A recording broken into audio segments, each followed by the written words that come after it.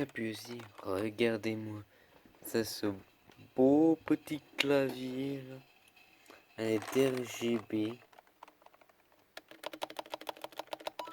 touche mécanique, avec une petite pince, et c'est vraiment... Et c'est emmêlé la pince. Comment est-ce possible? C'est vraiment du bon boulot. Regardez. Les touches, rien à dire, niveau précision. Puis niveau qualité, on va dire, du son, c'est au top. En plus, derrière, on a deux petits pieds. On va l'installer tout de suite. Allez, sans plus attendre, branchement.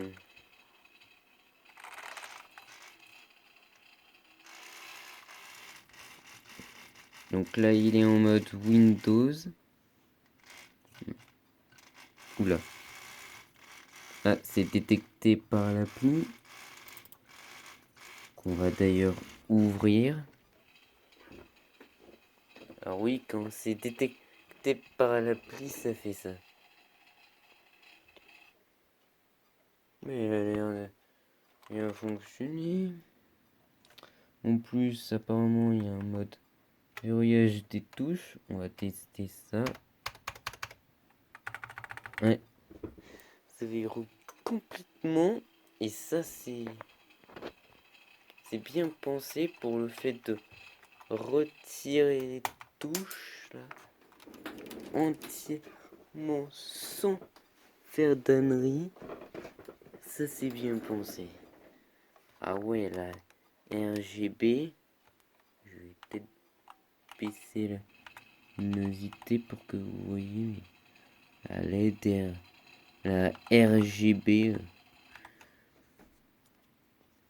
est puissante. Puis niveau qualité, franchement, rien à dire. Donc on peut personnaliser les RGB comme on veut. C'est vraiment un PC classe comparé à l'ancien. Contrôlable avec cette application si on veut rajouter plus d'options comme ici. Donc là on a des fonctions genre ombre, arc-en-ciel.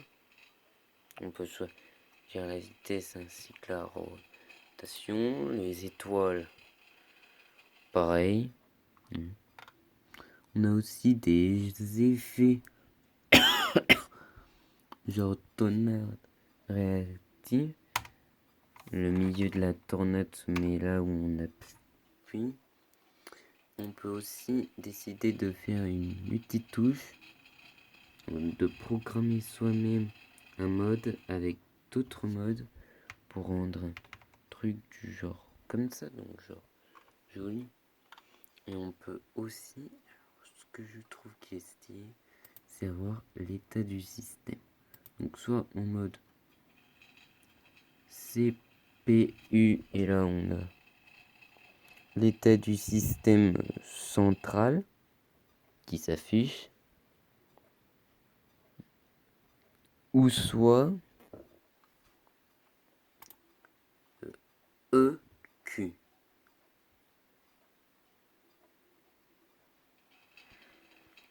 C'est quoi? Et bien en fait, quand on fait du son, enfin quand il y a du son, comme là, mais regardez.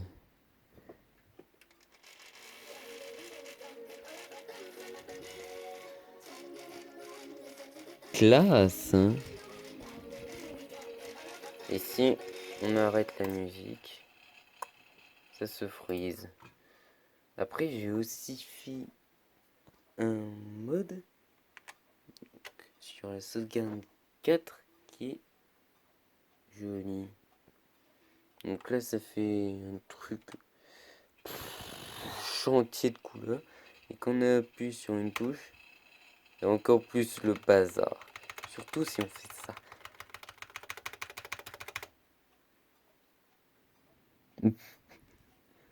Bon bref, donc c'est un clavier vraiment joli, hein, de qualité monstrueuse sur les RGB. Franchement, rien à dire. Il y a même le fait qu'on puisse le nettoyer pendant qu'il est branché. Et ça, c'est vraiment top.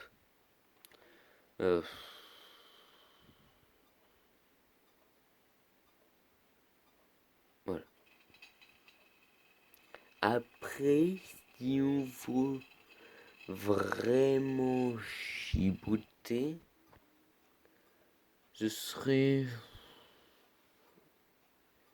le fait qu'on peut pas vraiment enlever la part d'état, enfin la part d'espace, enfin on peut pas du tout l'enlever, ni la touche majuscule. Ça c'est un peu ennuyant, mais si on veut vraiment chibouter quoi, c'est du bon matos. 70 €, on peut le mettre soit en Mac, soit en Windows, niveau configuration. Donc pour ça, il suffit de rester appuyé sur cette touche et d'appuyer ici. Vous voyez que ça change de clignotement. Quand ça clignote bleu, comme ici, ça veut dire que c'est pour Windows, donc un peu plus, un bleu plus foncé que ça. Et quand ça clignote en blanc comme ça veut dire que c'est sur la configuration de Mac. En l'occurrence, moi c'est Windows. Parce que sinon, ça va faire le brin. Si je commence à faire des configurations de Mac. Déjà que mon PC rame un peu, alors là, il existera plus, ce serait une entité.